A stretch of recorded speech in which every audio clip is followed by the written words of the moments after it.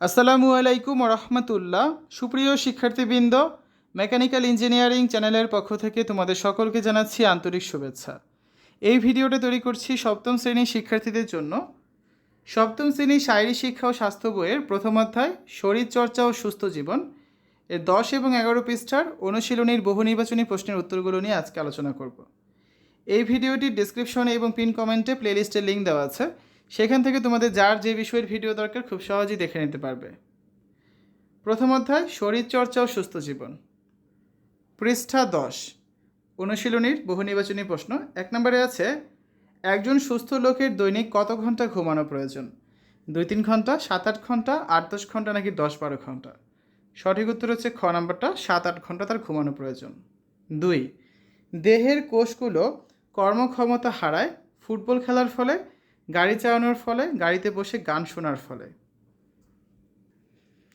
তাহলে সঠিক উত্তর হবে কোনটা? 2 আর 3, অর্থাৎ গাড়ি চালানোর ফলে আর গাড়িতে বসে গান শোনার ফলে।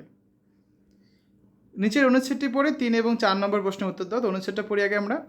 রাজু একদিন সকালে ঘুম থেকে উঠেই বল নিয়ে মাঠে চলে গেল, কিন্তু মাঠে কোনো খেলোয়াড়কে না পেয়ে সে একাকী 1 ঘন্টা অবিরাম দৌড়াদৌড়ি করলো। অতঃপর বাসায় এসে হাত মুখ ধুয়ে নাস্তা করলো।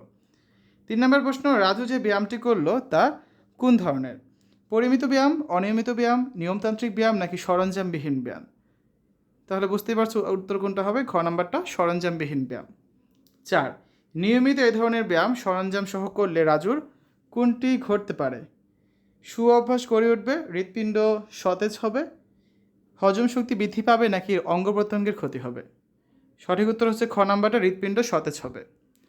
5, সময় উপযোগী পোশাক পরার উদ্দেশ্য হচ্ছে দেহকে আরামদায়ক করা, আবহাওয়ার উপযোগী করা নাকি জীবাণুমুক্ত করা? তাহলে নিচে কোনটি সঠিক? সঠিক উত্তর হবে ক নাম্বারটা, 1 ও 2। 11 পৃষ্ঠার 6 নম্বর প্রশ্ন, শিশুদের দৈনিক কত মিনিট ব্যায়াম করা উচিত? 10, 20, 25 নাকি 35? সঠিক উত্তর হচ্ছে ঘ নম্বরটা, 35 মিনিট দৈনিক ব্যায়াম করা উচিত। 7, কোনটি সরঞ্জামবিহীন ব্যায়াম?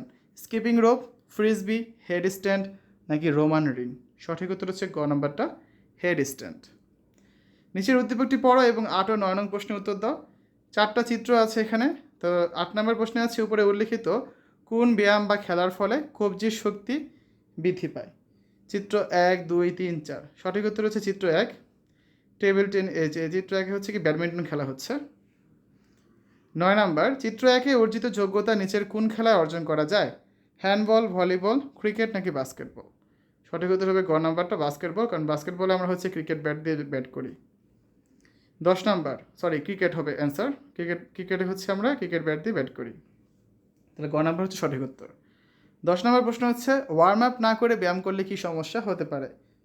অঙ্গ প্রত্যঙ্গের বৃদ্ধি ব্যাহত হবে, শরীর ক্লান্ত হয়ে যেতে পারে, মাংসপেশিতে টান পড়তে পারে, অভ্যন্তরীণ অঙ্গগুলো নিষ্ক্রিয় হয়ে যেতে পারে?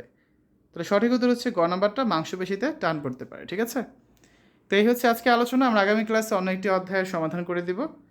শিক্ষার্থীরা, এতক্ষণ তোমরা দেখেছো সপ্তম শ্রেণীর শারীরিক শিক্ষা ও স্বাস্থ্য বইয়ের প্রথম অধ্যায়ের 10 পৃষ্ঠা এবং 11 পৃষ্ঠার অনুশীলনীর বহু নির্বাচনী প্রশ্নের সমাধান। আশা করি আজকের এই ভিডিওটি তোমাদের কাছে ভালো লেগেছে। আমাদের চ্যানেলের অন্যান্য ভিডিওগুলো দেখার আমন্ত্রণ জানিয়ে আজ এখানে বিদায় নিচ্ছি। আল্লাহ হাফেজ।